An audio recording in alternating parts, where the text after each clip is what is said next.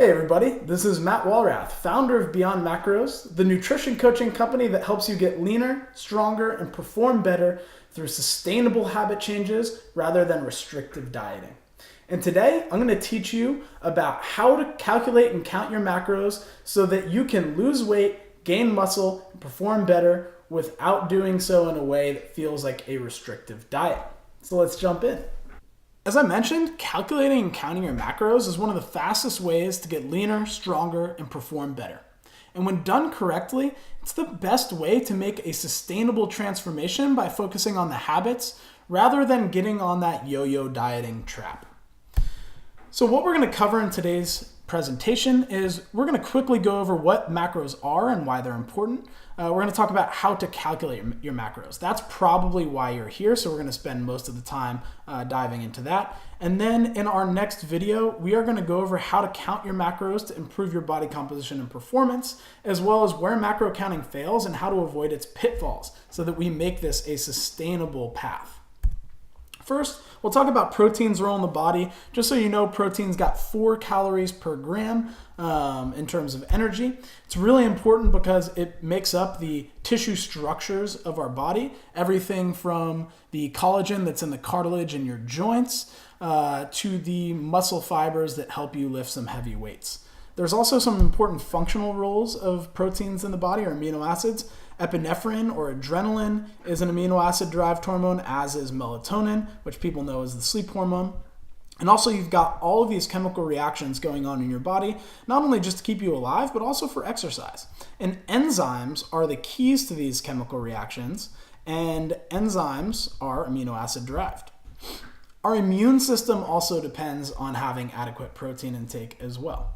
So protein is definitely a super important macronutrient. Carbohydrates are also very important for energy especially. We've got a bunch of energy stored in our muscles, and that energy is what our body uses to do the work when we go to exercise. We also have a big store of carbohydrate in our liver. Our liver is constantly monitoring our blood to make sure that our blood glucose or blood sugar is at the right level, because the brain's a really needy organ. Even at rest, it has a high energy load. So it actually prefers glucose or blood sugar as its fuel source. So the liver is constantly making sure that there's just enough blood sugar in the bloodstream to fuel the brain and the rest of the body without having too much in there where it's toxic. And carbohydrates are also super important for the energy for exercise. So especially for anybody doing high intensity exercise, your body's almost primarily relying on the carbohydrates stored in your muscle. Even if you're doing aerobic exercise that's longer duration, yes, fats are important, an important substrate for that exercise, but your body still uses its carbohydrate stores to contribute to the energy for some of that longer duration, lower intensity type of stuff. And fat, unlike carbohydrate and protein, which have 4 calories per gram, is a high energy macronutrient. It has 9 calories per gram. It also has some really important roles in the body. For example, every cell in your body has this cell membrane that's made up of fats. So the cell membrane makes sure bad things don't get in, and it makes sure good things don't get out. Trans fats are bad, for example, because when they're implemented into the cell membrane, they kind of are like a chink in the armor, and then bad things can get in, good things can leak out. Your brain and nervous system tissue is also made up partially of fats. This is really important because most of the adaptations you're going to make, so especially strength gains early on when you're learning something new, or gymnastic gains when you're learning something new, are nervous system adaptations. So having a healthy nervous system by eating adequate fat is important. And fats are also integral for steroid hormone production, like testosterone. Testosterone is the dominant steroid hormone for both the health and well-being of men and women. And then we also have estrogen as well. So steroid hormones are made up partially of fats. Fats also are the largest fuel store in the body, and they help with temperature regulation by insulating our bodies. All right, so that's the importance of each macronutrient. They are all important, so any diet that skews one in one extreme direction is probably not the most sustainable path, but it is one potential way to go about things. So now we're going to talk about the important stuff, how to calculate your daily macros. First thing you're going to do is you're going to calculate your calorie needs, because the energy balance equation does hold true when it comes to gaining muscle or losing weight. There are some theories that like insulin and some other hormones are going to affect whether or not you can lose weight. But when it comes down to it, you have to consume more than you burn to create a calorie surplus if you want to gain mass. You have to consume less than you burn to create a calorie deficit to lose mass. And that's just physics. You can't argue with physics here. Hormones might play a role in your calories burned, but it's important to understand this. And it's also important to see that I say mass gain instead of muscle gain for a calorie surplus, because if you don't get your macros right, then you might gain mass, but if you're eating too much carbohydrate, not enough protein, too much fat, you might just gain a bunch of fat and not muscle, especially if you're not doing any resistance exercise or any training that would necessitate your body putting on muscle. I say weight loss here instead of fat loss because if you are not eating enough protein and you're not eating enough total calories and total food, you might lose a bunch of muscle with the fat that you're going to lose as well. So it's really important to get the macros right. But first things first, we want to get the calories right. I think it's important, especially for people that are looking to lose fat, to understand the calories burned side of the equation and what that makes up. So really quickly going through it, resting metabolic rate is just all of the things your body does to keep you alive. Heartbeat, breathing, brain activity, all those chemical reactions that are going on and maintaining a constant temperature. Non-exercise activity thermogenesis, or NEAT.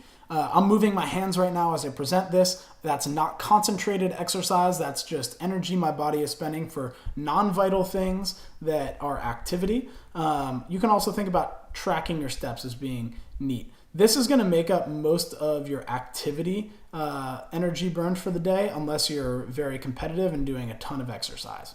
Exercise, really, that's obvious. It's when you're putting your best Lululemons on, going to the gym, and actively trying to get a sweat on and improve your performance in some way. The thermic effect of feeding is going to contribute the littlest, probably about 10% of your total energy expenditure for the day. That's the energy you use to process and store your food. Protein, for example, has the highest thermic effect at about 20% of the calories are used to break down the protein into amino acids and then store it, or not even store it, to use those amino acids to actually create and recreate the structures of your body.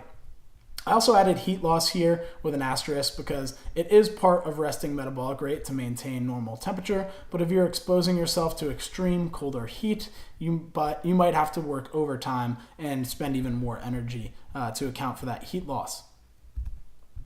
So really quickly, calculating your calorie needs, I want to go over what the important things are. So the important things are, what's your goal? You're going to figure out your goal. You're going to be in that column. And then from there, figure out what your activity level is. Sedentary ranges from you don't really do anything, you sit at a desk and maybe you just walk your dog, to you sit at a desk all day and maybe you go to a fitness class like 2-3 days per week. Moderate activity level, that is really people who are starting to go to the gym a little bit more, maybe 4 or 5 days a week you're going to the gym for an hour. Maybe you go 3 or 4 days a week, but you're active outside of the gym. You might have an active job. And then very active, this is anybody who has a really active job and they train, or anybody who is like a competitive CrossFitter, or you're in obstacle course racing season, or you're getting ready for a, let's say, Olympic triathlon. And you'll notice that there's a range here of values, and that's based on your current body fat. So if your body fat's high, multiply by the lower number. And if your body fat is low, multiply by maybe one of the higher numbers. It's also going to be based off your job activity, as I alluded to. So if you have a really active job, but you are sedentary in the sense that you don't go to the gym very often, maybe you multiply by one of the higher numbers. If you are moderately active in the sense that you go to the gym maybe 4 days per week for an hour, but you work a desk job and you don't do much outside of that, maybe you multiply by the lower number. With the very active people, most of you probably, if you're really training hard, you're training like 3+ hours per day, you might even multiply by the mass gain level here. if you are just kind of putting in 90 minutes to 2 hours per day, maybe you're going to go between 16 and 18. But yeah, activity level is going to be a big determining factor there as well. If you don't know how to multiply by kilograms to get to pounds, it's multiply by 2.2. I also have this chart in kilograms and what coefficients you would need in the description of this video. So you can go to beyondmacros.com/ytmacros and download this worksheet. I've also linked to it in the description of the video. We're going to move on to calculating your macros. First off, how much protein do you need? This is a really important one because, as I mentioned, eating enough protein means that you're going to maintain or gain muscle, whether or not you're looking to lose fat or go for mass gain. Protein's important, especially because the protein you get from your food, your body breaks it down into its building blocks, amino acids, and if you exercise, the fate of those amino acids are first. If your muscles have some need for it, then they're going to go to the muscle to kind of repair that tissue or build that tissue. Any excess might end up in amino acid pools or might end up just used for energy. Now, because you're exercising, your muscles are constantly turning over. The amino acid pools are like a pool with a drain plug pulled, and they're constantly sending amino acids to the muscle for repair. So to calculate your protein needs, anybody that this is your first time with macros, just start with the percentages. If you're using MyFitnessPal, it makes it easy. For my one-on-one clients, I always calculate in grams, but it's just easier when you have a coach doing it for you to calculate in grams, because if you calculate your calories and then you follow this presentation to calculate your protein, carbohydrate, and fat in grams, you might find that the protein, carbohydrate, and fat doesn't multiply out to equal the calories. And that's because since there are three numbers that you got to kind of keep in balance, there's some trade-offs. But just so you know, if you're looking for mass gain or performance, I think just 1 gram per pound of body weight. So I'm 185 pounds. I'd eat 185 grams of protein per day. I'm 85 kilos. So again, multiply by 2.2. I'm eating 185 grams per day if I'm looking for mass gain or performance. If you want to lose fat, we want to make sure that your muscles aren't wasting. So we're going to take more protein in. You're going to multiply by 1.1 to 1.2 pounds to get your grams per pound of body weight. So for me at 185 pounds, if I do 1.1, then I'm looking at about 200 grams of protein per day for fat loss. Again, you can take it as a percent of total calories. The next step is to figure out what your carbohydrate needs are, especially if you exercise. It's important to make sure that you're properly fueling yourself. You can, again, use the percentages based off what your goal is. You're going to have a little bit lower percentage if your goal is fat loss, but you can also do the grams technique. So if you're lightly active, then you might need somewhere between 1.5 to 3 grams per kilogram or 0.7 to 1.4 grams per pound. If you are moderately active and you resistance train, you might need between 3 to 5 grams per kilogram or 1.4 to 2.3 grams per pound. Now, if you're looking to lose weight, you're probably going to end up at the lower end of these ranges.